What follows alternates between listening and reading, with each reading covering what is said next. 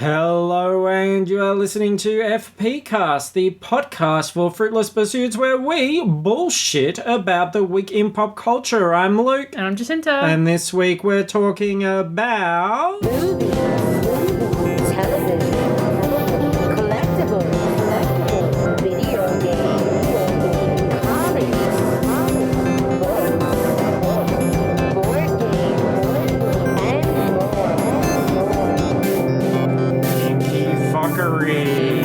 Mr. Grey will see you now. Holy crap, isn't that... We turned the mirror on that because we just saw Mr. Grey like half an hour ago. Yes, we were hanging out with Mr. Grey. We with saw a lot of Mr. Grey. Anastasia Steele. We saw even more of Anastasia Steele. Yeah, kind of. We didn't see much. There was no, like, CGI pubes this time, was there? Because it was just some boobs. No, well, I mean, the CGI pubes were, part of her journey. And she's enough along her journey that she doesn't need pubic hair anymore. True, but we didn't even get to really confirm that this time. They were a crucial part of her journey last time. This time was all left up to the imagination, to be honest. You could see more nudity in your average cable TV show episode. Okay, I don't know what you're watching, but sure. Anything now. God, like look at just something like Game of Thrones alone. Yeah. Teletubbies even. Tinky Winky hanging around, showing his po, all that stuff. I don't know. I was... it's not a very sexy movie. Let's put it that way. But yes, we are going to review 50 Shades Darker. It's our Valentine's Day treat. We've been looking forward to it for 2 years. Yes. Finally got to see it. Have a lot to say about it. Would love to talk about it now, but that's not the way we do things here. We're going to talk about some news, talk about some trailers. We're going to then do some movie reviews and then even talk about TV. So, holy crap, what a jam-packed episode. We're recording this at 20 past 11 on a Saturday night. This is quite rare. It's a very special one, so... Yabba, come on. Let's do this. Get 'em. Yeah, we were just so thrilled by 50 Shades Darker that we just had to rush home and commit our thoughts to whatever this is. Hard drive. Didn't want to waste this erection. As a 40-year-old man, it doesn't happen very often. Anyway, news. So, I'm not going to do Trump news this time, although this is a little bit related to Donald Trump. Together, Grimace, we could own this town.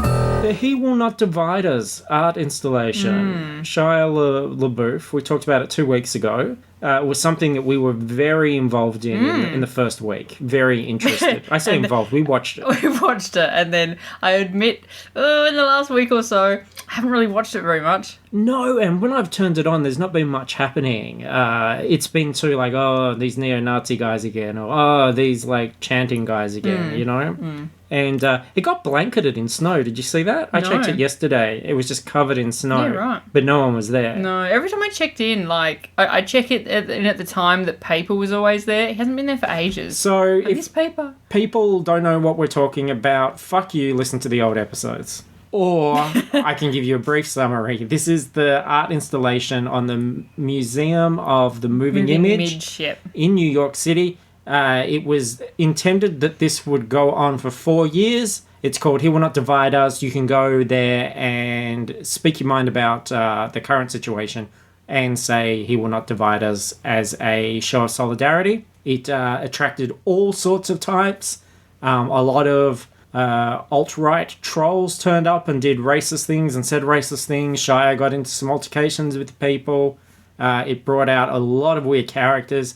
They put up a barrier after we talked about it. Obviously, we gave it that little bit of a bump, and people went to check it out. We've got a lot of listeners in New York when they're not busy escaping Cloverfields and Lokis and what other things are in New York? Independence Day aliens. Independence Day aliens. Jaden Smith was involved in this. I mean, yes, that's that's pretty close. Anyway. Yesterday I looked, covered in snow. Today, if you go to the cam, it says, and today being Saturday, as I said before, the museum has abandoned us. So this project that was supposed to last 4 years lasted 3 weeks. And look, if we're lucky, maybe this whole Trump thing will only last a couple of weeks as well. Well, we can only hope. Yeah, I mean, it's not looking good so far. Yeah, I mean, I can't really blame the museum for wanting to can this. Like, there's just police and stuff having to be there all the time, and it wasn't the greatest, safest environment. No, although, yeah, it was difficult to see after a while what it was actually accomplishing, to be honest. Like, I still feel that there could have been an incredibly interesting documentary cut together after someone had sifted through 4 years of stuff. And hopefully even after sifting through 3 weeks of stuff, there will be quite an interesting look at what happened. I think gathering those highlights would certainly be quite interesting and tell you a lot about America, because I was kind of shocked at just how upfront people were with some really divisive views and not afraid to get their face on and let's say some pretty hateful things. But and I would like to have seen that sort of widely circulated and maybe a bit more awareness about that, and that those people kind of held a little bit more accountable, because I think a lot of them thought they were able to do it because it was this flash in the pan thing, and I'd hate for them to be proven right by it disappearing already. So who knows what Shire will do next. Hopefully maybe like a solo Mutt Williams movie. There's a character That's what we've all been asking I'm for. very interested in. So yeah, so is this this might be a win for Trump? Maybe. Yeah. Maybe. God damn it. Grab him by the pussy. God damn it, Trump. I don't know what I said. I don't remember. He's just the gift that keeps on giving. All right, and do you notice that there's some cool movies being released Yes. overseas? You know, not everyone's having to watch 50 Shades Darker. They're watching things like, the Lego Batman movie, perhaps. I think that's only been released in Europe, I think, or the UK. Anyway. Okay, Yeah. but America's about to get it. They're I have no idea when the US is getting Lego Batman. really, really soon. Okay. Yeah, well, the reviews, a lot of the major US sites have reviewed it already. Okay. And are saying that it's amazing. And people are also reviewing John Wick 2. Now, Lego Batman, we don't get for another month? About a month, yeah. Yeah, which is bullshit. Absolute bullshit. There was an article I read, can't source it, don't remember the details, didn't do any looking up beforehand, but that, because they did the same thing with the Lego movie. They made us wait a month. And apparently the studio or the distributor or whatever said, this was really bad. We won't do that again because it cost us X amount of money in piracy. And it's happening again. Fucking crazy. Yeah, maybe this is just our punishment, because we got the first Avengers movie like a month earlier than everybody else. We get all the Marvel movies at least probably a week before, and we get Star Wars a day before, perhaps 2 days before. I am willing to trade that if it comes down to it. But, yeah, still not smart business, especially when, we live on an island. That means, like, ships and things, convict past. Yeah, like we're really good at piracy. You know, people... Like, we are the biggest pirates of Game of Thrones in the world. That's right. Yeah. So don't give an island of pirates an excuse to slap on the eye patches. Yeah. Start swashing their buckles. Smacking the old hooks on the keyboard. I mean, look, I know I've got no desire to watch Lego Batman as a cam or any shit like that. I want to go and see this thing on the big screen in all its glory. I imagine it's a very detailed film with lots of little bits and pieces. Maybe almost like everything was made out of tiny little bricks and things. So I want to go there. I want to see it. I'm not advocating, avocadoing, anything like that. I just we said we'd get bored of this. I'm not bored of it yet. Tom had such a strong reaction to your stumble. I'm enjoying the soundboard. But yeah, John Wick 2 on the other hand, that's kind of a crazy one because there's no release date for Australia. That has opened in America, and we've got no release date. People have said to distributors, what's happening? When are we getting John Wick 2? Don't know. It has not been submitted to classification in Australia, which means it's really not coming anytime soon because Australia is very strict about classification. I imagine a conspiracy theorist could say, Australia's got far more sensible about guns and gun control and stuff like that. Maybe it's something that they don't want to show, but I think that's absolute bullshit. That would never really be the case for something like this. Apparently, the first John Wick did very well in Australia, so it made them money. So what the fuck is going on? I don't know. So with no release date, that's gonna get pirated. People are gonna slap fucking sure. parrots, eye patches, get their planks out, all that sort of stuff. Raise the mizzen mast. John Wick 2. If people have got a hunger for John Wick, and you're not gonna give us John Wick, and everyone else is talking about John Wick, people are gonna find a way to be. I don't have any pirate quotes on here. No, you should have the Life Will Find a Way from Jurassic Park. But yeah, my social media has just been going crazy. People going, when's John Wick 2 coming out? And I don't really care about John Wick 2, to be honest. John Wick was fucking sick, mate. They fucking shot heaps of guns and stuff, and it was hell cool. He had guns, hey, and he shot guns because of stuff. Yeah, I'm not that excited about it either. Yeah. It's just guys shooting stuff. Yeah, I wasn't that into the first one, so I don't really give a shit about the second one. How did this movie... Why is this movie so popular? Because Americans love gun violence. No, but people here love it too. They love Everybody this movie. loves gun violence. Well, you look at the Fast and the Furious trailer that we just watched Yeah, but again. there's cars at least. I know, in but that. it's more gun violence than cars, and it's more gun porn than car porn, I would argue, in that trailer. There's a lot of shots of people just shooting guns and miniguns. Oh, I didn't notice. I was just we've so got a transfixed by tank. Vin Diesel and his expressions. Oh, Vin Diesel. Speaking of which, remind me when we get to 50 Oh yeah, Shades I know what you're going to talk because, about. Yeah. I've got a little tale to chronicle. Hint, hint. Here's some news. Jack Nicholson going to be doing a US remake of Tony Erdmann. Which only came out last year, didn't it? Oh, it's very recent, Yeah. and it's up for Best Foreign Film Yeah. in the Academy Awards. It's a German film. I have seen it, I have not. and it is good. It's a really good premise. It's about a father who is very much a practical jokester and does a lot of crazy and embarrassing things that his middle-aged daughter, who's trying to be professional and everything and is kind of a bit distanced from him, doesn't always appreciate. And it's a interesting film, a lot of heart. I think it's pretty perfect for Jack Nicholson. That's actually kind of exciting. And I instantly thought, well, shit, that's great, but who's playing the daughter? And it's Kristen Wiig.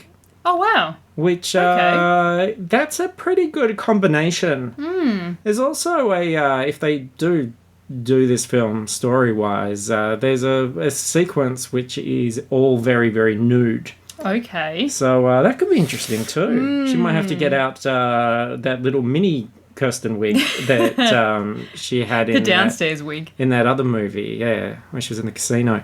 But no, I think that's really cool. So I just mentioned that because people might not have heard of Tony Erdmann, and if you haven't, it's not a bad film to check out if you get the Are they opportunity. making this because Americans don't like movies with subtitles? Yeah, pretty much. I Yeah? think reading is becoming less and less of a priority. And certainly, it's not just reading that's becoming less of a priority. I think it's comprehending. I think that's what it really comes down to. People having very, very poor comprehension skills, which is, why they're in the situation that they're in. Do you have him by the pussy?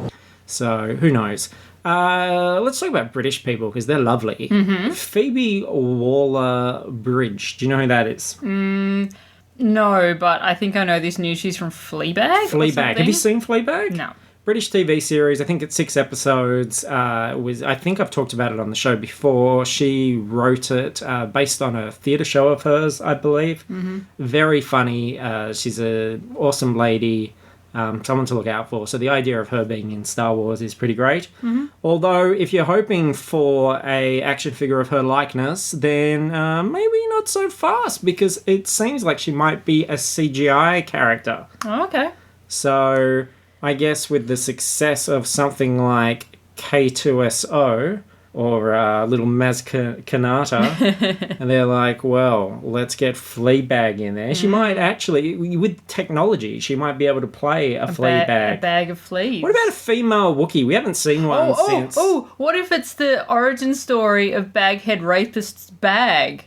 Could be. I'm sure that has a lot of fleas in it. If you're unsure of who Baghead Rapist is, Sorry to spring that on you. If you that's a character from Force Awakens. it wasn't officially called Baghead Rapist. Well, obviously we don't know that. He doesn't have a name, and I'm putting that forward. I mean, the fans got to name Ice Cream Maker Guy from Empire Strikes Back. I think Baghead Rapist.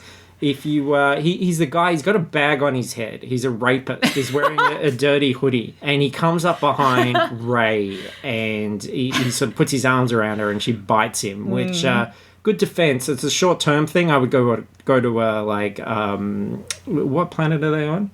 Jakku. I'd go to a Jakku clinic after biting Baghead Rapist. Get that checked. Yeah. But, at least she's got his DNA and hopefully they can identify him and stop what's happening. He's wanted in 12 different systems for wearing a bag on his head and being a rapist. So could be that. It could be because we know this is going to be about the origin of, Han and Chewie and how they, I guess, sort of met up and everything. So maybe we'll get Chewie's family. You can only hope. Last seen in the Star Wars Holiday special. Itchy, lumpy, scabby, Oozy. Frothy. All those guys. Drippy. And Chewbacca's lovely wife. Who might just be his fiance in this film, and they could just meet her at a bar, and Han's like, "Hey, check her out. Look at those legs. I like them natural." Well, you know what? Leia called, didn't she call Chewbacca a Fleabag or something similar? So Marla could easily be a bag of fleas, and we never know. Chewie has that little bag on his bandolier. That could be full of fleas because maybe that's a little snack. Yes, maybe Wookiees, they have little flea snacks. They pick them out of each other. They put them in those little bags on their hips. Instead of wearing little necklaces to they'll keep each other's fleas. Long space travel. What better to not only have your loved one's fleas, but also be able to snack on them during the trip. It's the gift that keeps on giving. Holy fuck. And this is why we don't need notes for this podcast, because we figure this shit out on the fly. I know, exactly. And, I love how expansive the Star Wars universe is. There's room for everything as well. I wouldn't be surprised if we're commissioned to write that as a novel, or probably even a series. Yeah. Come on, Del Rey, give us a call. And last bit of news for today. Matt Reeves, he was the director of Cloverfield, Dawn of the Planet of the Apes, and the upcoming War for Planet of the Apes, one of those. He is going to be directing the Batman solo movie instead of Ben Affleck. But Ben Affleck is still going to be the Batman. He's still going to be the Batman. I don't think he can get out of that one, but he's gotten out of writing it and directing it. So a few interesting theories here because obviously there was a lot made about Affleck doing it and people were kind of hopeful for that. And he kept saying, I'm not going to do it if it's not good enough. So there is a chance that it's just not good enough and that he's not happy. And obviously they want to keep rolling with these things. They don't want there to be a significant gap between these films. Also, his film Live by Night, which I always want to say Live by Night. It's one of those weird titles, which I have seen. We haven't reviewed on here. And the reason I wouldn't give it a feature review is because I just don't think there's that much to say about it. It's just a very bland gangster story, unfortunately, where there's no memorable characters. There's nothing sort of making you go, oh, I got to know what happens next. And it's just very episodic. It's kind of like, oh, this guy did this, and then he did this, and then this happened, and this happened, this happened. Did he write it as well? End. I think he did, but it was based on a novel. Oh, okay. Because, he's done The Town, and The Town is kind of a Bronx-Drew sort of thing, and that was good. Oh, yeah. I mean, he's done plenty of good stuff. This just wasn't it. And I wonder if really what it was on his behalf was overreach or kind of overconfidence. Just this idea that Because, you know, when he did some of those other films, like Argo, he doesn't have a, like, massive role in it. Whereas he's certainly the star of this film. And I think that I think he sort of come out and said that he kind of felt compromised by it. Like, you can't give the same attention to detail when you're acting in something as well. And, you know, how are you going to direct a film if you've got, like, a fucking latex thing around your head and, like, your ears are hidden and, you've got pointy ears up on top, but you can't hear through them. I mean, they're very prominent. They make a very striking silhouette, but are they going to help you direct a film? Obviously not. No. He's decided no. Are you going to be, like, looking at the monitors to check a take and you've got, like, black mascara all, like, in your eyes and all gumming up your eyes and you're like, oh, I think that was okay? He's like, that looks too dark. And they're like, no, just let us take this off your eyes. And he's like, oh, it looks much better. Yeah, and then they lose, like, half an hour because they've got to go put it back on again and that sort of stuff. And he's trying to get into the editing bay and he's knocking over everyone's coffee with his cape. Can you imagine that? What a ruckus. Can you imagine that? Or, like, even, like, just between takes, he's like, oh, get me my coffee. Actually, I'll get it. And then he, like, uses his grappling gun and then, like, he hits a best boy or something. But surely, like, he would have his little belt thing. Maybe he would just have, like, shots of coffee in his belt and he just goes... He and, just, like, gets his own coffee. Throws the pellet on the ground and the coffee mist comes up and he just takes a really deep inhale. Yeah. Could be. Anyway, the other thing is, of course, because everybody knows this, Live by Night lost the studio about $75 million. So I don't think they want him to be compromising what he's doing at the moment either. So bit of a bat slap on the bat wrist for Batfleck. Hopefully not the spiky side. The gauntlet side? Yeah, that wouldn't be good at all. No one like wins you go to reprimand Batman, you lose all your fingers. Like, who's winning out of that? Nobody. No, that's right. So Batman, but keep it separate. Matt Reeves, he knows what he's doing. He shot Cloverfield himself on an iPhone. Same with the monkey movies. He did that all by himself, like just living out with monkeys with an iPhone and stuff. I think he can do it. I think he's fine. Trailers. We don't have a thing for trailers here. Do we not? That was the most magnificent, wonderful, beaut piece of steak I've ever eaten, and it was so tender. No, we need tender a better trailers. One. Trailers. We need. If anyone's got a trailer suggestion, let us know. There was actually quite a lot more than we've got here because of the Super Bowl. There were a lot of extended spots. Yes, most of which I didn't watch because especially for Guardians, like, I don't need to know anymore. Yeah, at this point. We'll see it. And there was, I don't know if it came out for Super Bowl, I think it was before, but we had the new Beauty and the Beast trailer before 50 Shades tonight, and I'd been avoiding that one too. I hadn't seen it either. Yeah, because I was like, oh, I don't need any more. And then I'm watching it going, oh, I kind of wish I hadn't seen this because this is the whole fucking movie. It is. You get to see all the major sequences there. What if she is the one? You get to hear more of Lumiere. Crazy accent. Yeah, so that was a bit... He's going to do all through Trainspotting as well. Oh, I hope so. I did love Gaston, though. Yes. I am, like, Team Gaston so hard. Well, no one acts like Gaston. No one fucks like Gaston. The Gaston, two things. What does he say? I don't make love. I fuck hard. Oh, Christian Grey. Christian Grey there. Whew. Gosh. Wouldn't you love a daily calendar of Christian Grey quotes?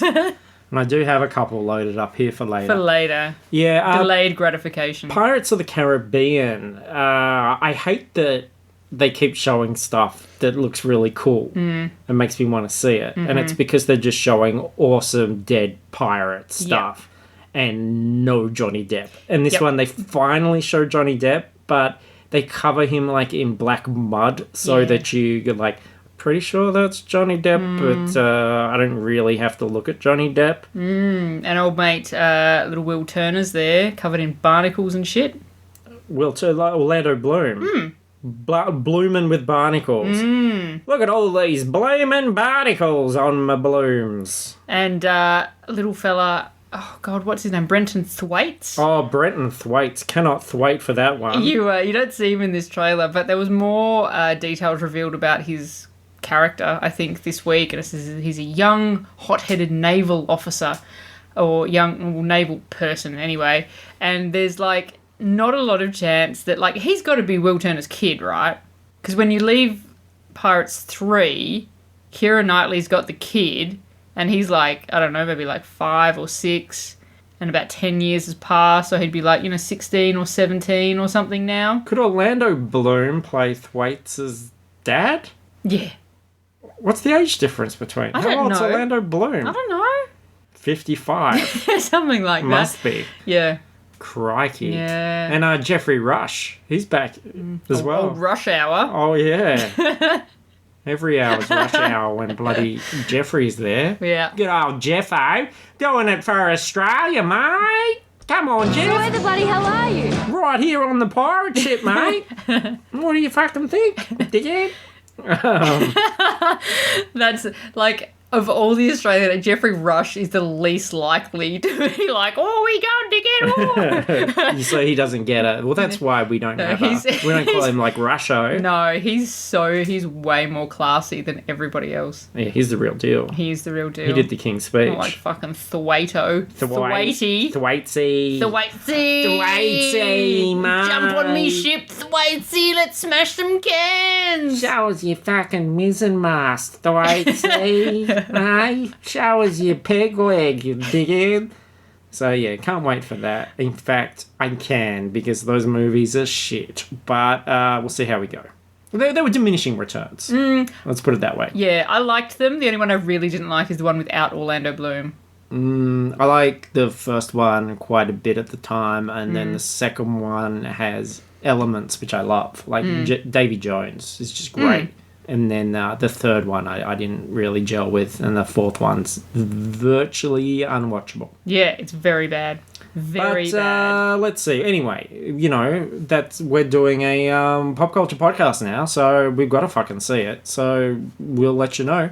And then the trailer for the Ninjago movie. Yeah, and I think there's been like a bunch of Ninjago movies up to this point. Like straight to video kind of thing. This is the first proper, and I imagine like the sort of level of humour that you're seeing in this trailer isn't present in those other ones. No.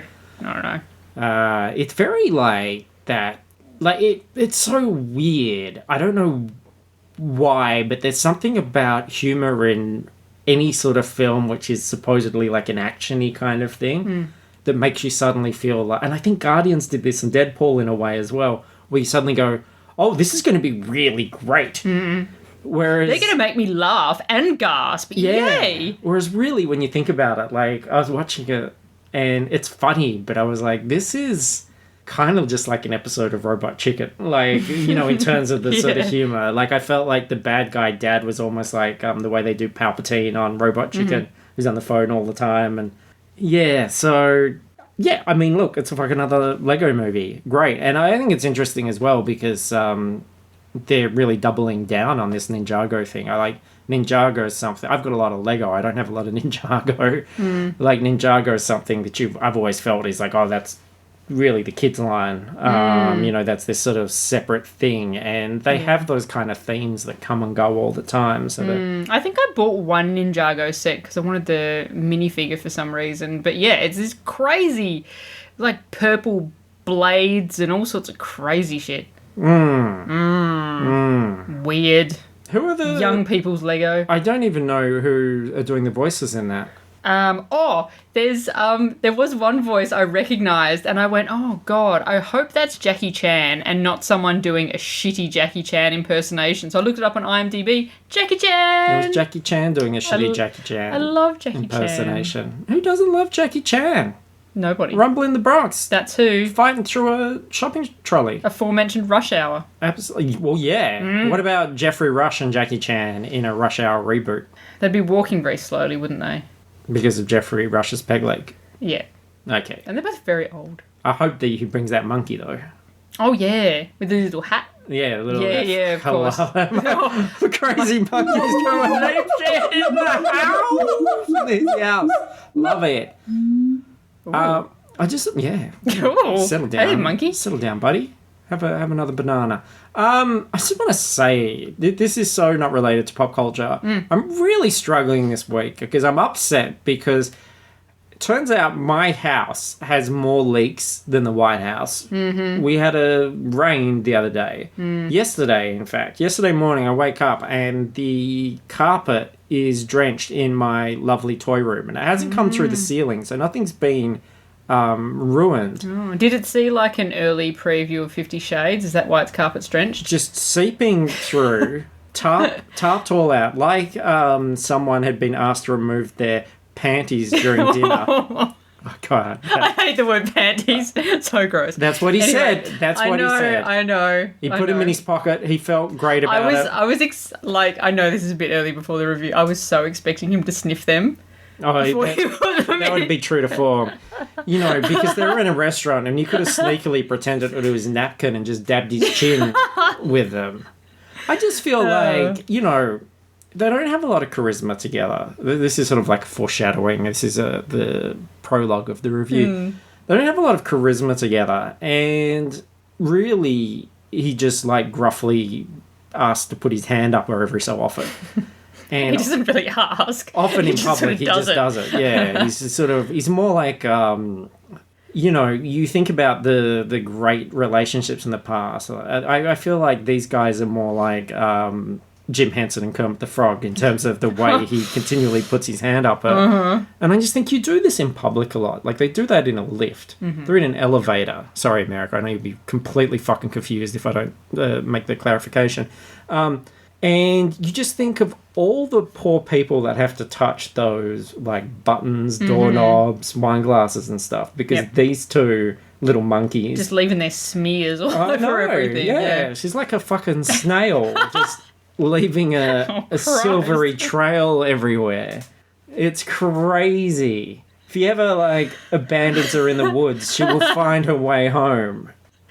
Oh my God. Anyway, we'll get there. I just wanted to say before another trailer thing, we saw the trailer for Snatched. Oh, before this. I didn't even know that existed. Yeah, I did. I'd heard of it, but I hadn't really investigated it because... Oh, what I wanted to say is that this house, I scrubbed the carpet. It's starting to smell like Dagobah in here, and I just don't know how to fix this, and it's fucking irritating me. So I just keep scrubbing. I guess there's a dampness. But it was like I scrubbed it all before we left, and it was a lot better. And now it's like come back, and I'm worried it's going to be like spawning that evil mold that killed Brittany Murphy. Okay. Snatched is a film with Amy Schumer and Goldie Hawn. Did you like get fucking shocked when you saw Goldie Hawn at the moment? Yeah. Like you thought it was a gobbledock or something? Yeah. Like doesn't the first thing she says to Amy Schumer that she like looks bad or something? And I was like, fuck. She looks rough. And this isn't us just being like Hollywood ageist for lols, which it's partly that. Like we do that, but... Like, compared, like, okay, so Goldie Hawn's there, and then, okay, in 50 Shades Darker, there's, like, Kim Basinger. Yeah. One looks much better than the other. Yeah. And they would be similar ages? I think Basinger would be younger. But, I mean, like, look, fucking Dame Judi Dench is older than both of them combined, and she looks great. Yeah, she does. So, it's not about age. It's about just the fact that... Like Goldie Hawn looks like in Weird Science when the brother gets turned into that fucking brown leathery thing, the little squat demon-y thing. Like it was actually kind of a bit. It was a bit affronting. It was a bit shocking. It's like in Ghostbusters when that guy gets into the taxi and then the guy's like a decomposed corpse, and you're like, oh shit. You know, I was like, what kind of movie is this? But. So Amy Schumer's there, and Randall Park is breaking up with her. I fucking love Randall Park. And she goes on a trip to South America with her mother. But I was so worried that this was going to be like a white people life affirming South America trip thing, and I was like, an ugly American fish out of water comedy. Yep. That's what I assumed it was going to be. Yeah. Well, it kind of is an ugly American fish out of water comedy because they get snatched. Yeah. And they get, like, kidnapped. and hilarity ensues. Yeah. Interesting. I'd love to see Schumer concentrating more on her own material. Don't think this is a Schumer joint, but yeah. So there you go. There was She that should thing. concentrate more on, like, turning up to the fucking tour shows that she books, hey? Look, I'm interested in this, and I would love to get some clarification because I can't remember why, but I sort of went down this rabbit hole on the internet where I ended up on one of those net worth sites. Mm-hmm. And I was looking through celebrities, and it wasn't like celebrity net worth. It was something else. Like, it was linked off the page I was on. So I can't speak for its veracity. But it was going through comedians, and there's a lot of sort of second tier, third tier people that aren't, were famous at one point, aren't particularly famous anymore, that are actually, still worth about $6 to $15 million. And all the big ones, of course, are people that have been producers and had things like, I think Seinfeld's still number one, and Trey Parker's like $350 million because he's got a syndicated TV show for the last 20 years or whatever. But the one that surprised me was Schumer. She was put there at like 1 million. Yeah, right. Which I would have thought she would be like 10, 15, something like that, climbing. I mean, she's got a finger in a lot of different pies. So, yeah, I don't know weird that, one. like, the movies and stuff she's been in haven't been huge. No, and I guess her show hasn't been huge either. But then she's touring around and stuff. But then if you don't turn up, you Yeah, exactly. You can't You don't get the money for get it. the money for it. That's Shoomsy. right. Come on, you're making a lot of assumption. Assumption. A lot of assumption. Oh my god, Sean there. Connery just turned up. Oh, he slapped me. Oh. Oh. I kind of liked it. Whoa. Okay, now that's got to be a segue into 50 Shades Darker. And I pressed that button. Movies. So we saw 50 Shades Darker. How many shades darker was it? Oh, well, I feel 50 Shades dumber, and I wish that I had been 50 Shades drunker while watching this thing. Now, you prepared. You watched the first one again. I did. I watched it last night, and I was really worried because I hadn't watched it since we saw it at the cinema.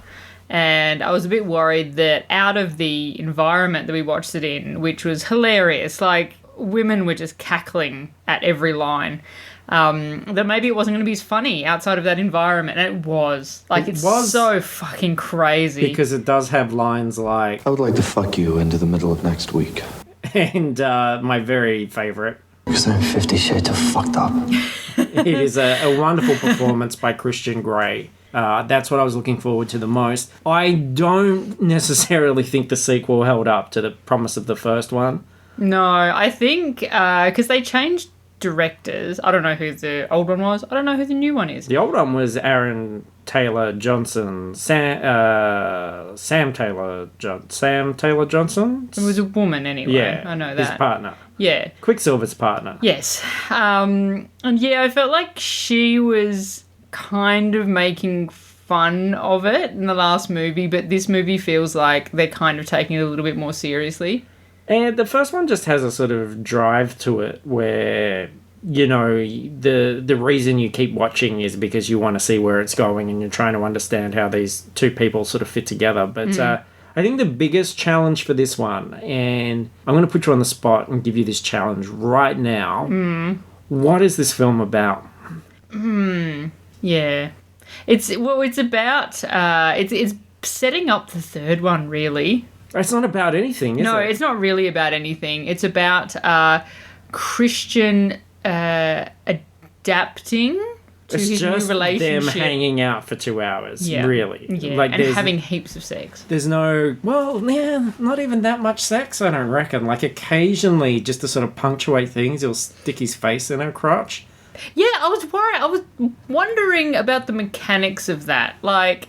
So they're obviously actors, and even if she has like a modesty patch or something on, like he's still sticking his face in her mutt. He's still sticking her face in his mutt, mate. I mean, come on. Like, what if you were having like kind of a sweaty day or whatever, and he had to stick his face there? Awful. Oh, Christian. So where the bloody hell are you? I'm in your mutt, love. Yeah. I don't know. I imagine that you probably... Did she stick an air freshener up there before he goes down there? I reckon you probably don't do that scene after a sweaty day. Like, she probably... Did she just get one of those little portable hand fans? Just like... A fanny fan. She's got like a special belt that's just fans. Yeah. I'd say they probably both showered and then went and she put the patch on. And these patches, I think, they go like all the way round. Mm-hmm. They go from the front to the back. Mm-hmm. And, and then they go and do the scene. Mm-hmm. Yeah. Yeah. It may be, and like the thing is, the patch seals everything in, so you could just put whatever you liked in there, like mince. And now I did say mince, like breath mince, not mince like minced beef meat. Mince. Yeah, I wouldn't put beef mince in there unless, that's what, like, method, that's what it takes to get him going, That was the most magnificent, wonderful, beaut piece of steak I've ever eaten, and it was so tender. That was a bit of behind-the-scenes footage. It was bloody tender after coming out, anyway. It was so tender. So I don't know. As we said, like, I think, is that what makes it a movie aimed at women? The fact that, like, he's going down on her all the time? Is that, like, the whole, hey, women, this is for you, look? Because she never goes down on him. No. And it's not in his zone that she's not allowed to touch, which he marks on with lipstick early in the movie. Draws a border around the parts on his body that she's not allowed to touch. Yep. And then that seems to stay there for at least about 50 minutes of the movie. Oh, I think in movie time that was a couple of days, like a day. Yeah. It's like because I think 3 months, and she's like, "Should I wash this off now?" And he's like, "If you must, but don't veer off the like lines." A ball or something, and like he still has it on. I'm like, did you not fucking shower before you went to this event? What are you doing? Nothing Christian? happens in this film. I think spoilers are gonna happen because I don't think our audience is seriously gonna see this unless they're gonna make fun. So yeah, and I mean it's a book anyway. Yeah, and if you were a 50 Shades fan, you know the story. I actually was getting, like, I knew stuff that happened in the second and third book, but I couldn't remember what happened in this one or what happens in the next one. I know she gets kidnapped, obviously, in the next one, and I couldn't remember who by, but I remember now. Yeah, that seems pretty clear. Yeah. I almost expected that dude at the end to, like, put on a Thanos gauntlet and go, well, I'll handle this myself. It's a strange one because it never commits to any of the multiple threads that are going in. Like, there's is it Bella Thorne playing the ex-sub who's still obsessed with him? No, I don't know. Who shows up every so often. You think that's going to be a major plot point, and then, she does end up confronting with a gun, and then Christian sort of comes in, steps forward and goes, hey, get out of here, Anna, I'll handle this. And then you don't ever learn what the outcome was of that. It's just kind of... I'm not sure if that's something that comes back in the next one. It's just sort of tucked away, like you don't know. And I feel like there's lots of moments like that where, like, it's setting up this idea of, oh, he's tense because she's going to go with her boss to New York. And he says, you can't. And she says, well, I'm not asking for your permission, I'm going to do it. And he's like, no, you cannot. And she's like, well, I am gonna. And he's like, well, let's talk about it later. So she goes around to talk about it and instead ends up in this weird leg spreading contraption and they don't talk about it. And then when they finally do, he's like, look, I can't stop you. I'd just rather take you there. And she's like, fine. I interpret that as, I'm going to take you to New York so you can go to this thing with your boss. Yeah. But that's what I thought too. And then she goes back into work and says her boss, oh, no, I can't go. And then you're like, so you just, like, went along with his bullying? Like, she's such a fucking weird character. And I quite liked her. I quite liked Dakota Johnson in the first movie. Did not like her in this. In fact, I was grossed out by both of them because they've got no charisma. There's nothing about them which is likable. They're pretty gross people. And the idea that you should care about these two people that have no charisma or empathize or have any... Like, what is the way in to give a shit about whether these two horrible people get together or not? Well, when they get together, he takes his shirt off a lot. And that, like, that's fine. Yeah, I mean, but, like, she hasn't got a bad body either, but, like, there's still a head attached to her, which is the problem for me, and the kind of personality. I can understand, like, I know, sort of going, oh, you know, there's a body, but people... There are a lot of great bodies in the world that you can see without having that fucking thing attached to it. You know what I mean? Like, it's just not enough. Like, when she's in the lingerie and sort of bending over, you can go, oh, yeah, okay, look, you know, she's got a nice body. But, like, you know, and I guess women are watching and going, oh, he's got a nice body. But there's fucking nothing else there. Like, they're just hideous people. And it's the most white person movie ever. Like, it's ironic that it's called 50 Shades Darker, because it should be called 50 Shades Whiter. It's all about white people problems, and these are people that have so much opportunity, and the minorities that are in there getting them coffee and doing other stuff in the background just kind of, oh yeah, I'm really concerned with what's happening in your life, and they're like, yeah, I know, and it's like, well, fuck, okay, so he had a bad childhood.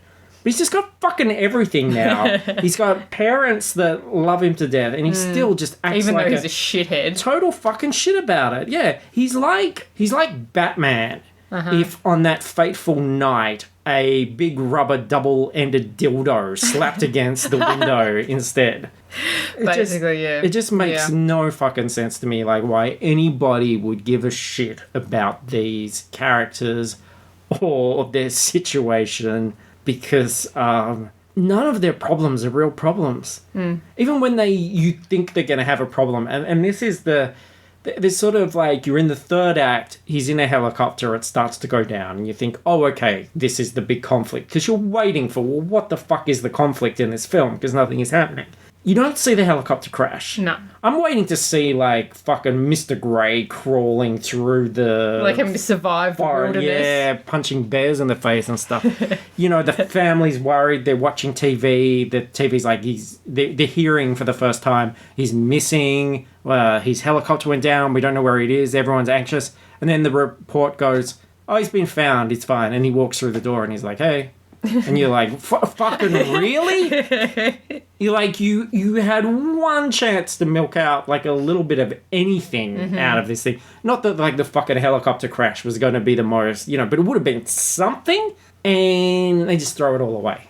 And then it's back to, like, let me put on the furry face mask again. You know, it's nothing. Well, it's just angsty fan fiction. That's literally all it is. Like, it's just...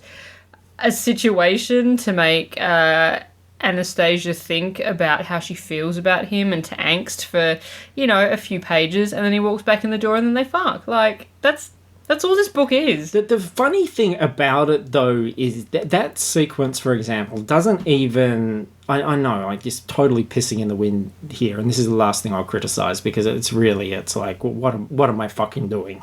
It's not even used as a sort of character motivator. Like, he's proposed to her prior to that. And you would think, okay, is this a device for her to go, oh shit, now that I'm faced with a world without him, I realise how much I want to commit. Yep. I'm going to do it. This has made me, just know that I could have lost him forever, makes me want to commit. Yep. That's the logical kind of way I would think you would put in that. But the fact is, she's put her saying yes, her answer, on a keychain. That she's given him, like, that she's gift wrapped for his birthday and has been in his pocket. So she's already made that decision prior to that. So that decision stands whether the helicopter thing happened or not. So fucking lunacy. It is what it is. And it's just such a shame that it wasn't as funny, but there is a couple of moments at the end that are really funny. There were some great lines, and there was a great bit where he announces to the whole room, and it was very much like Tommy Wiseau's announcement in the room, that he's getting married to Anastasia, and he says, Anastasia, can you please come up here? And she let out the most wonderful sort of like sea lion honk. That made the audience laugh, which was fantastic. And it was predominantly women in the audience today. They did laugh at a lot of the goofy stuff, which was encouraging. But it just wasn't like... The first one was so overtly ridiculous. Yeah. Like, there's a bit in the first couple of minutes where she goes to interview him or whatever, and then she's taken a pencil from his desk, and then there's a scene where she's like sitting there with like the pencil in her mouth, and it like clearly says like grey, and it's like this big kind of phallic thing, and I'm just like, I want that. Yeah, she didn't do much lip biting. No. She'd get a spanking though, so, you know, swings and roundabouts. I just want to say as well, I'm not going to do a full rate the audience. There's a bit of chatter, but, you know, really nothing that annoyed me. But let me just tell you, if you are in tiered seating, you're sitting in the dark and you cannot not bring out your phone, do realise that everyone can fucking read what is on your phone. They can see you put in the passcode. They can see you, like, open it up and see what you're checking. They can read your messages because it is a fucking beacon in the light and everyone behind you is higher than you. So if, like, there is no other way to convince you not to use your fucking phone in a cinema, at least think about that. Okay, there you go. There was some dummy that was like next to a couple of seats up from me. I actually thought it was the row in front, and her phone was ringing and she hadn't turned it on to silent and she just let it ring. Oh yeah, and ring, it was going and through ring, the ball and scene. ring. Yes. And could hear people that were like too. looking around, and like I thought it was the row in front, and then the girl sort of up from me like went and like everyone else can hear this. Why can't you hear this? You shouldn't need instructions on a simple fucking thing like movie etiquette. Like, you shouldn't. And literally, there's a trailer that comes up beforehand going, "Please turn your phone on silent." No, but that doesn't apply to me. No, that is bullshit, and you are a bullshit artist. Bullshit artist! There you go. We said if people wanted, if they gave us reviews and they wanted to add a sound effect to the soundboard, we would, and we would just slip it in seamlessly, like Mr. Gray's hand in an elevator. And Kenny wanted the bullshit artist from the Greasy Strangler. All for you, Kenny. And I got look, we can't play this long version all the time, but... No, this one's really good, though. Go for it. Yeah, and look, people still at least watch the fucking Greasy Strangler trailer, you animals, because it's full of wonderful things. And if you think this dialogue is a little bit circular, this is about half the sequence. Bullshit artist! Bullshit artist! Bullshit Bullshit artist! artist! Bullshit artist! You, sir, are a horseshit artist! I call bullshit on that. Bullshit artist! Better than any of the dialogue in 50 Shades Darker. And Don't touch me, motherfucker. was our other request Yes. from young Courtney Colson. Although, look, lucky there, because still has not changed the 4-star review on ScarJo A Go Go. Bullshit. I know. Talk about a... Bullshit artist! Like, there are 2 Australian ratings on ScarJo A Go Go. One's 5-star, and then bringing down the average is one of my closest friends. And listen here, you little bugger. If you think there is like a fucking better Scarlett Johansson podcast out there that deserves that extra star, then, well, fair enough. That's another discussion. But I don't think there is. I think in terms of Scarlett Johansson podcast, that is number 1 and worthy of 5 stars. So fucking sort it out. This is amazing. What are you doing to me? Love it. All right. We also... Now, this is interesting. Talking about... It's one thing to complain about white people's stories and the same stories and not hearing different voices. But if you just watch American films, then, well, that's your own fault, right? So, this year, we're going to try and be a little bit more worldly. Yes, we are. And it's, I guess in some ways, well, many ways, inspired by people's kind of pre-reaction to the Great Wall. No one's seen it yet, but everyone's kind of prejudging it based on, you know, what they assume it's going to be. And, you know, as someone that, like, I guess has seen Asian films before and sort of respects the director's opinion when he says, hey, like, this movie is not what you're trying to tell me that it is. Like, it's my movie, guys. That, you know, we should put our money where our mouth is and go and see, you know, foreign films at the cinema. See other foreign films, you know, that have been released previous years and talk about them. Yeah, it's nothing to do with the Great Wall for me. It's more that Trump is making me feel sick when I see Americans. Grab him by the pussy. Is that like, that's like Christian Grey's, like he would totally be a Trump supporter. Oh man, can you imagine that whole movie with just Trump instead of Christian Oh Grey? no! Where he like buys her publishing firm and becomes the boss and says, no, you can't do this. And he puts like, I don't even know, I was going to say they're like anal beads, but they're not anal beads. Like when he puts balls up her pussy. yes. Put him up her pussy. Yes. Yeah. He's like the weirdest Christmas tree decorating I've ever seen. Bizarre. Yes, so we saw a film from last year. Yes. Called League of Gods. A Chinese film. About Chinese mythology. Yeah, it has Jet Li in it. But not in the major part. No, he's basically playing Gandalf. And it's like this wacky fantasy film, just wall-to-wall special effects, craziness. Like, it just sort of snowballs in terms of the wackiness in a lot of ways. Because that first sequence is kind of like a heist almost, like these kind of ninja dudes attacking a place. And it's they like... have to escape through a sewer, getting chased by a guy riding a giant panther. Yeah, it looks totally out of Masters of the Universe or something. Yep. It's so fucking crazy, and you're so into all of that.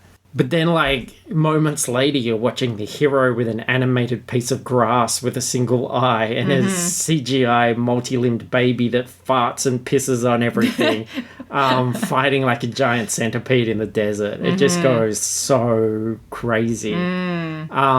It's... like, I don't know if there's a lot of substance to it, but it's so much fun. Like, I had such a blast. There's a lady, is that Fan Fan Bing? I have no idea, I'm afraid. And she plays this, like, she's like a fox demon or something.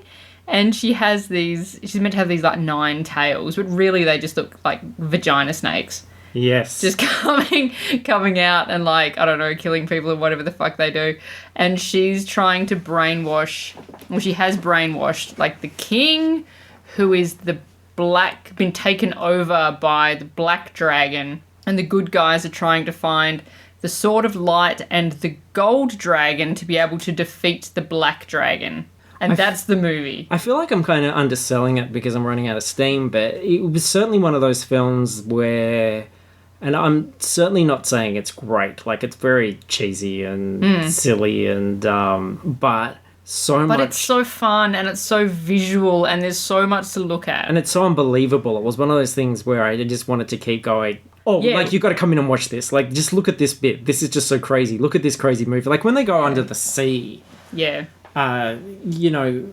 And there's a giant crabs attacking... Yeah, and the footmen and everything have got seahorse heads and stuff, and everything is just so amped up. Like, it makes the Gungan City in Phantom Menace just look like it's a 3 on the dial, and this is like a 9. It's just so inventive. And I watched the Monkey King earlier in the week with Donnie Yen playing Jar Jar Binks, essentially. And that was very similar, and it has... crossover characters as well. It has very similar characters and some of the same gods and things. Like it has the dude with the wheels on the feet that flies through the air. Naga? Yeah. And stuff like that. But it also is like really over the top. League of Gods is way crazier. I mean, just watch the trailer even on YouTube, if nothing else, and you'll just be like, what the fuck is this thing? And you'll know if you want to see it or not. Yeah, I watched the trailer and I'm like, oh man, is that like the whole movie? And it's like, nope. Oh no, there's so much. Holy shit. It just keeps going and going. I was so sad when it finished. And this is one of those interesting things because we don't usually complain about things like CGI, and I think that's just like... the last refuge of somebody with nothing critical to say. Like, especially when we've heard it for things like Warcraft or Fantastic Beasts or whatever, where people are like, oh, the CGI was awful. It's like, no, fucking watch The Monkey King if you want to see some awful CGI. Like, some of it is incredibly ropey. Like, Monkey King particularly. Like, there's bits which just look like he's in such a fucking textureless, like, hastily put together environment, or... these animals that are so jerky and sort of low polygon looking things.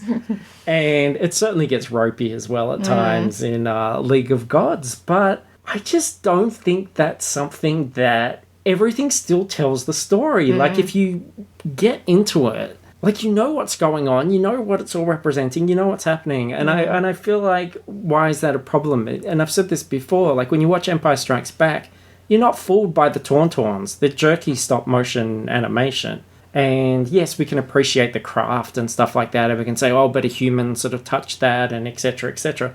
But when you were a kid, that's not why you liked it. You weren't thinking about that process. You just accepted it as part of the story. And I think there's something... This is hard for me to articulate, and maybe as we watch more of these things, I'll get better at it. But I feel like there's something about Asian cinema, and I almost feel like it's the same with like my limited experience with manga and anime, where if they want to show something, like if someone's angry, they're really angry. If someone's had, there's... Yeah, everything's very exaggerated. Yeah, but it's telling the story. Everything's very clear, it's there. And I feel like it's almost the same with this sort of CGI stuff and the fantasy stuff. It's just like, it might be completely over the top, it's completely crazy, but it's like telling you the story. It's going, bam, here it is. It's like totally in your face, and you just sort of watch it and go... Yeah, and it's a cultural stylistic thing, really. Like, if you're watching, a kung fu movie and you're like, oh, that's stupid, they were on wires, they couldn't really do that. It's like, but that's what you're buying into when you're watching this film. Like, this is what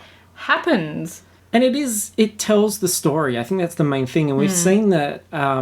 I don't know, I'm thinking of things like, you watch Life Aquatic and the fish are all sort of cartoony stop-motion animation fish, and you don't go, well, that takes me out of the movie. It's stylistic, and those fish tell the story and in the style and what Wes Anderson wants to do. Like, I think it's totally valid to make those kind of choices, and I like the idea that they're not held back by that, because you hear a lot of time in American films where they go, oh, we can't do that sequence, or this sequence was cut, or we couldn't do this bridging thing. I don't feel like they didn't do what they wanted to do. League of Gods, if there was more that they wanted to do that's not in League of Gods, I can't imagine what else they could have fit in. Because it's just one thing after another. It's crazy. And they're huge sequences. Like, this entire movie is full of sequences that would appear in a Western movie like once. Yeah, and they're sometimes ropey, but I still would rather watch... To go back to something like, say, Pacific Rim, which I feel has this wonderful opening, but then the movie does not have the budget to sustain that all the way through. So it's got about 3 or 4 really great sequences, which are big action sequences, and then the rest is really dull, bland character interaction in hallways and secret bases and control rooms and stuff like that. This, without worrying about any of that, doesn't have to do that. It just goes, no, we're going to keep this... The same with Monkey King. It's like, oh, now it's about the stable of flying horses and how he deals with that. And it looks fucking ropey as all shit, but at least it's telling you that story and you're getting into it. It's never slowing down. And I kind of liked that freedom. I thought that was quite interesting, to be able to just fucking go for it and not worry. And you go, well... If I can have a movie that has that sort of action and that cartoony, comic booky kind of commitment to ideas all the way through, as opposed to... and is less fidelity in order to do that, I can handle that occasionally. That's fine, like, because the story was clear to me. I knew what was happening, and, your imagination bridges the gaps anyway. Absolutely. The other thing I liked about League of Gods is that I found... maybe I've just seen some bad Chinese movies, but I found in Chinese movies, specifically Chinese movies, a lot of the time, the pacing is really weird.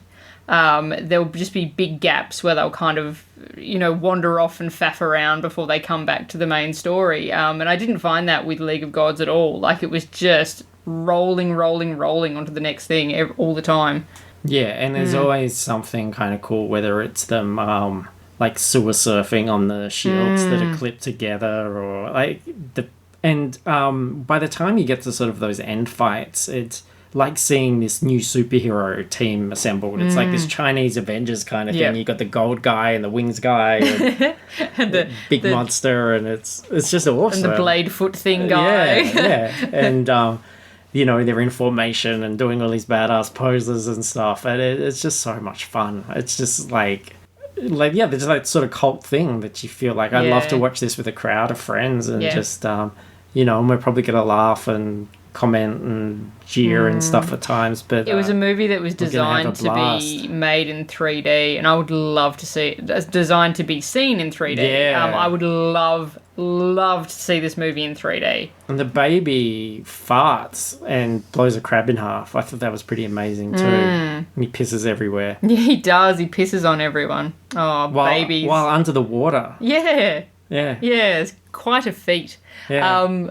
Actually, I did see another movie this week. It's on Netflix. It's the Crouching Tiger, Hidden Dragon sequel, which nobody asked for. And it's weird because, like, all the background characters are speaking Chinese, but all the main characters are all speaking English, and it's completely in English. And I watched it because it's got Donnie Yen in it, which is great. He's fantastic. He's the best thing in it.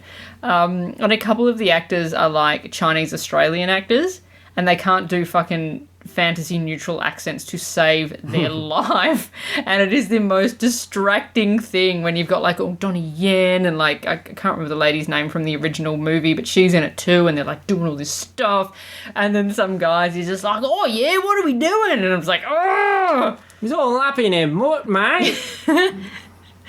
But yeah, it's interesting because like I feel like they're almost a bit like, oh, this is, you know, white people watch this movie, kind of bridge the gap, and maybe you'll want to see other Asian cinema. And I'm like, this is not going to do that for people. Like, people are going to watch this and go, what the fuck is this? And then never venture further again.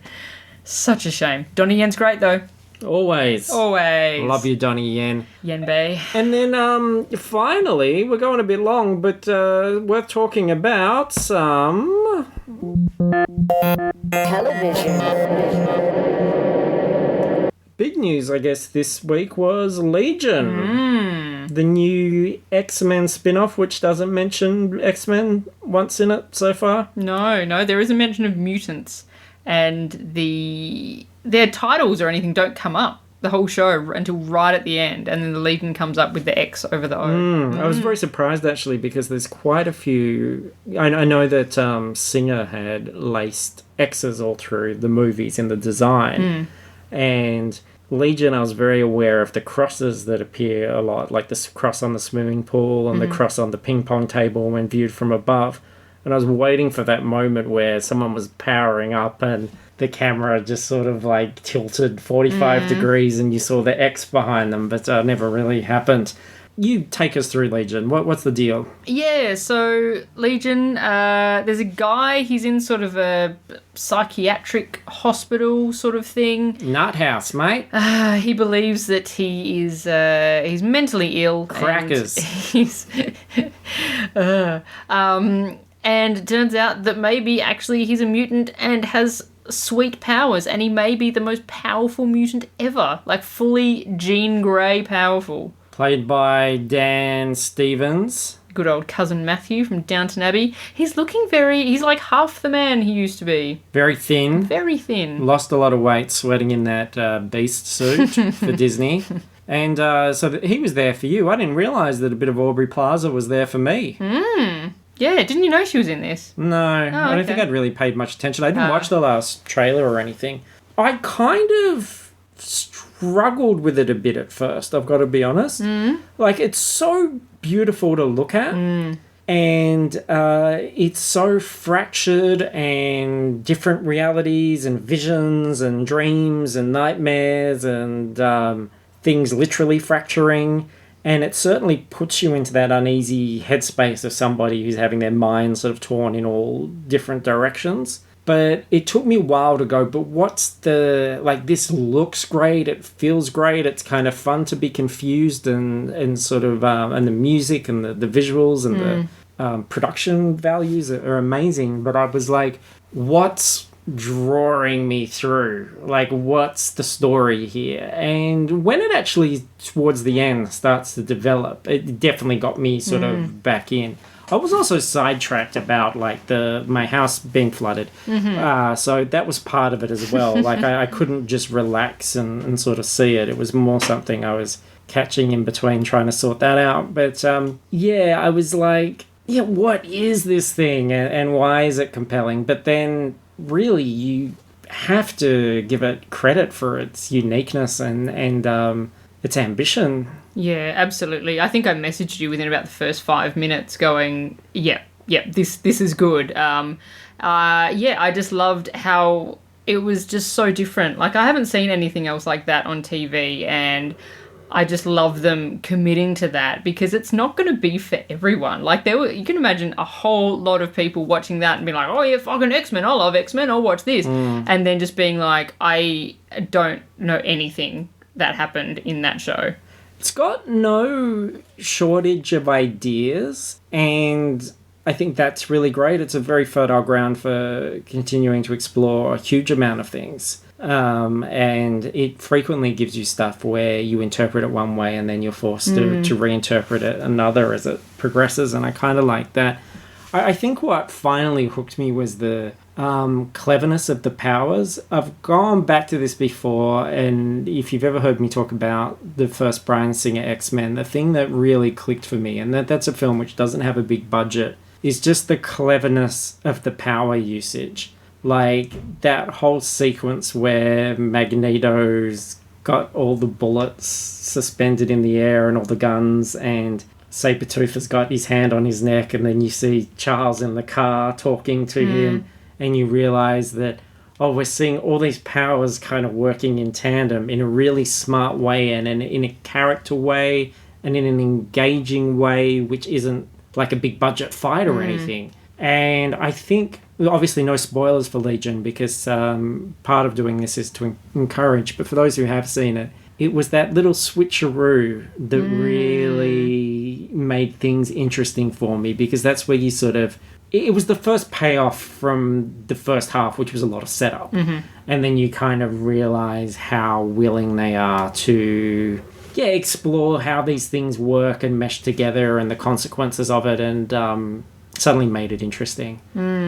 My big worry is that they're going to give us this first episode, which is beautiful and trippy and all of that sort of stuff, and then it'll just go a bit more formulaic as it goes on. I hope that doesn't happen, but that's sort of my worry at this point. I feel like that is a huge problem with most of American television, to be honest, and we see that with even the Marvel Netflix series and stuff. They're kind of front-loaded. You're seduced into that world, but then they kind of tread water for a bit. And I felt that seeing the little preview for the second episode. Maybe it didn't have as...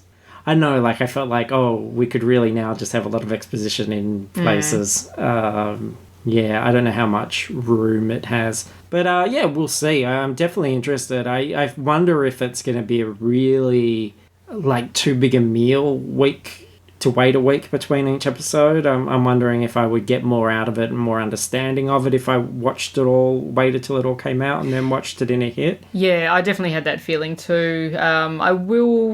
I do plan to watch it next week, but there is probably a good chance I might leave it and watch it in like month bits or something like that. Yeah, I feel like trying to keep all that in my head week to week is not necessarily going to increase my enjoyment of it. Just to sort of cap off, if we're happy to move on, a similar thing that I'm talking about in terms of that sort of really strong premise, but then is it sustainable, is The Good Place, which I've watched all of the first season now. If you haven't heard of this is a comedy series starring Kristen Bell and Ted Danson, and it's about the afterlife. And it's an afterlife that basically they say religion got only 5% of it right. And basically, if 1% of people go to the good place, which is sort of like heaven, but they're really sort of tailor-made communities to service groups of a few hundred people, and everything that they want is set up there. And Kristen Bell has been put there by mistake. She's a bad person who's ended up in the good place, and she wants to keep this hidden. And her being there causes sort of glitches in the Matrix in a way. It's very funny. I found it really entertaining. I love the premise, and I love this kind of weird fantasy thing, which it gets straight into it. Like, the first shot is her waking up in this place. And, it seems like, oh, you can do so much with this. But then, you get, I don't know, like, I felt like it by the end of it, it had kind of betrayed its own premise and was kind of chasing its own tail through a lot of it. Yeah, the only reason that I heard of it when it very first came out, but I'd been hearing about it more. I think this week was the season finale or something, and people were freaking out over what happened in the season finale, and I was like, oh, okay, maybe I'll watch it, maybe I won't. I didn't love that choice that they made. Definitely no spoilers, but for me, I felt like it was a reveal that wasn't necessarily there. Okay.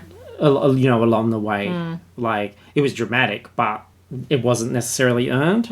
And yeah, the thing is, you're still dealing with a relatively small cast, so I feel like this premise needed to really continually challenge you, but it became that sort of four-hander sitcom where, oh, this episode's about this person being awkwardly in love with this person, but they don't want it to end. It was like, well, what's that got to do with anything? Like, it just kind of lost steam for me. And it's funny because they make a joke in there, and this is a joke that I've heard in a lot of shows about British TV series and making fun of the fact that, a lot of them are like 12 episodes or whatever.